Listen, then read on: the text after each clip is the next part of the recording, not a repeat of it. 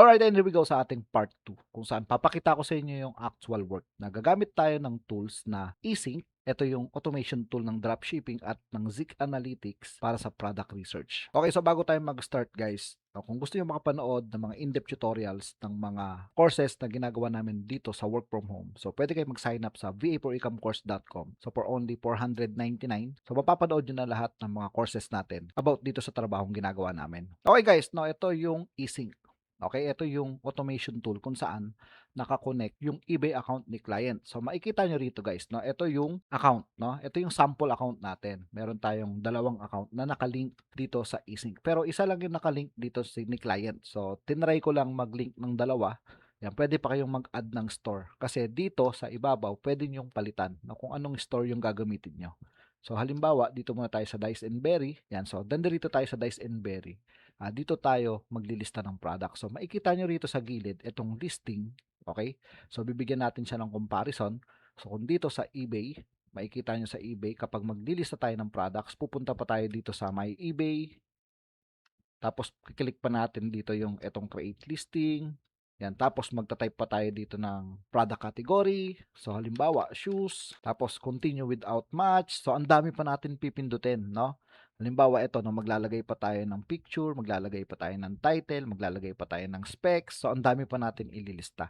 So ang comparison kapag dito sa eSync, no, pag i-click nyo lang dito yung listing, create listing, tapos halimbawa dito naka-AliExpress tayo, ilalagay nyo lang dito yung URL or yung link tapos ipapublish nyo na lang. Or pwede nyo siyang i-draft tapos pwede nyo siyang i-edit. Okay? So ganun kadali yung eSync. Hindi na kagaya sa eBay na manual natin gagawin yung product listing natin. So ayan yung kagandahan kapag ang client nyo ay walang dropshipping tools. So, pwede nyo i-recommend yung eSync. So, pero meron pa tayong ibang mga dropshipping tools dyan. So, nare-recommend lang natin yung eSync kasi andali nitong gamitin. Okay? So, ngayon, pupunta tayo dito sa Zik Analytics kung saan dito tayo magsa-search ng product. So, ipapakita ko sa inyo yung eksaktong gagawin nyo. Kapag nakakuha na kayo ng client, binigyan na kayo ng access dito sa Zik Analytics at sa dropshipping tools niya dito sa eSync kung ano yung gagawin natin. So, halimbawa, pupunta tayo dito sa Zik Analytics. Magsa-search tayo ng products. Pupunta ako dito sa product research.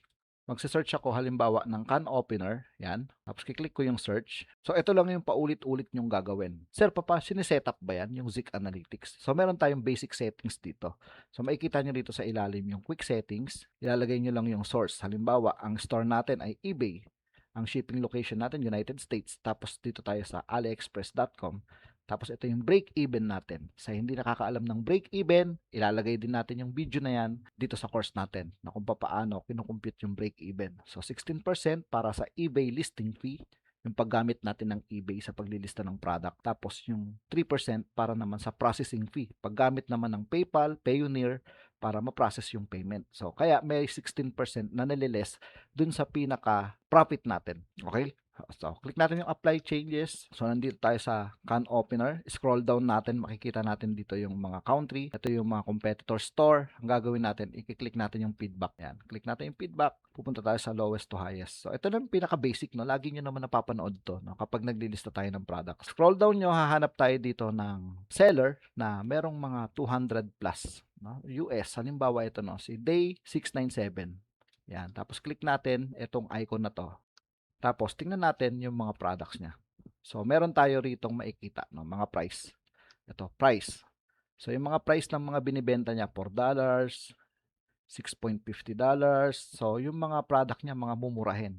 So halimbawa, sasabihin sa atin ni client, ang gusto kong mga products ay nagre-range ng $10 to $50. So hahanap tayo ng na-sold. So makikita niyo rito 7 days ng dalawang beses siya na-sold. Tapos ang price niya ay $10 pataas. So halimbawa, no, scroll down natin, hahanap tayo. Ako kinukonsider ko na yung $9, no? Sa pag sinabi ni client na $10, kinukonsider ko na yung $9. Pero hahanap tayo dito ng mga $10. Kagaya nito, no, $17 siya.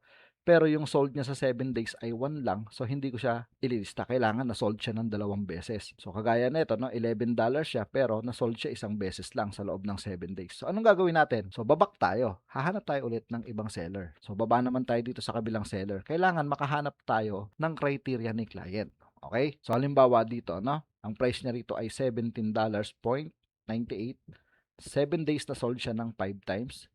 So makikita nyo rito, ayan no. Direct 4x6 direct thermal shipping label. Ito yung ginagamit sa kapag nagpa-pricing sa mga mall, yung idinidikit no sa mga pag bumibili tayo ng gulay, no, pag bumibili tayo ng karne sa mga Save More, Pure Gold, yan yung idinidikit nila, yung thermal na yan. So halimbawa, kiklik natin yan.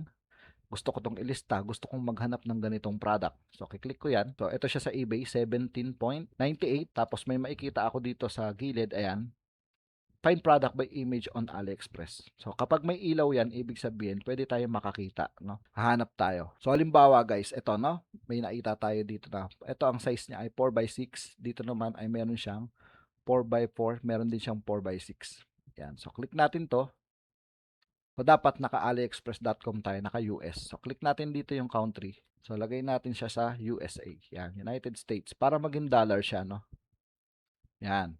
So, ang price nito guys ay ito, no? 2.51 lang siya. So, meron siya ditong mga sizes. No? Check natin to. 4x4, ito naman ay 4x6. $2.66 lang siya. Yan. Tapos, dito naman, makikita nyo yung shipping niya, no?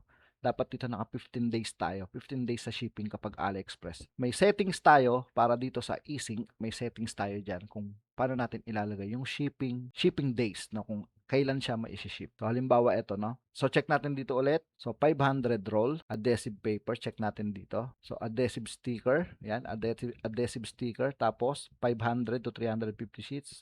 So, ito, pwede natin kunin to. So, ang gagawin lang natin dito ay ikukunin natin yung link. Click natin yung link, right click, copy. Pupunta tayo dito sa eSync. Kiklik natin yung create listing. Tapos, dapat ito ay naka-AliExpress. Right click, tapos ipipaste natin. Tapos, meron ditong advanced settings. Ito guys. Click natin yung advanced settings para mailagay natin siya sa mga policy natin. Halimbawa, itong payment, may 30 days money back guarantee, shipping policy, USPS yung parcel natin. Yan. Tapos United States. Yan. Tapos okay na to. Tapos i-click nyo na lang yung publish. Yan. So ngayon, i-check natin, no? Pwede kasi natin tong i-edit. Pwede natin siyang i-draft or pwede natin siyang i-direct kapag naka-setup na tayo dito sa eSync. Kasi meron tayong gagawin settings na para hindi na natin i-setup yung mga profit natin para automatic na siyang naka-setup. Okay? So, ganyan lang kasimple guys, no? Makikita nyo na yung mga listing nyo dito. So, pwede nyo itong i-edit para mapalitan nyo halimbawa ng title, mapalitan nyo siya ng description. So, ganun lang guys, no? Kung meron pa kayong gusto i-edit, meron tayo ritong gagawin na product title building, may gagawin tayo rito sa paggawa ng description. So, yun yung mga ituturo ko sa inyo sa course na to. So, tapos ang gagawin nyo lang, X na natin lahat yan, X na natin lahat tong mga to. Balik tayo dito sa Zik Analytics. So, kuha ulit tayo ng products. So, halimbawa, dito naman tayo sa susunod. Ito, $27, no? Ano ba to? Portable insulated food lunch container. Sa paglilista ng products, so meron tayong itinatanong kay client kung maglilista ba tayo ng mga babasagin, makeup, pagkain, may expiration, or tubig. So, yun yung mga iiwasan natin ilista. Kasi nga, prone yun para sa return ng product. Kasi pwedeng natapon, nabasag, pwedeng yung buyer ay mag-return. So, yun yung mga iiwasan natin. So, i-take note nyo yung sinasabi ko na yun. Kasi magagamit nyo yun kapag na-interview kayo ni client, so, ayun yung itatanong natin sa kanya. Okay? So, ganun lang, no? Ulit-ulit lang yung gagawin natin trabaho. Hanap tayo dito sa Zik Analytics ng products, tapos pupunta tayo sa eSync para ilista yung products. So, ganun lang siya kadali. Okay guys, so ganun lang ang trabaho natin ng paulit-ulit. Magpa-product research, tapos ililista natin sa store ni client. So, yun yung trabaho ng dropshipping. Okay? So, sa next video natin, ipapakita ko naman sa inyo kung paano sinisetup yung mga automation tool na ginagamit natin sa pagda-dropship. So, ito yung access na ibinibigay sa atin ni client. Siyempre, i-check natin kung nasa tamang settings ba siya. Okay? So, unti-unti, no, lahat to, pati sa title, pati sa description, pati sa mga monitoring. So, i-explain ko sa inyo lahat dito sa full course sa eBay Dropshipping. Okay guys, no, sana nakatulong sa inyo yung video na to. So, proceed tayo sa part 3.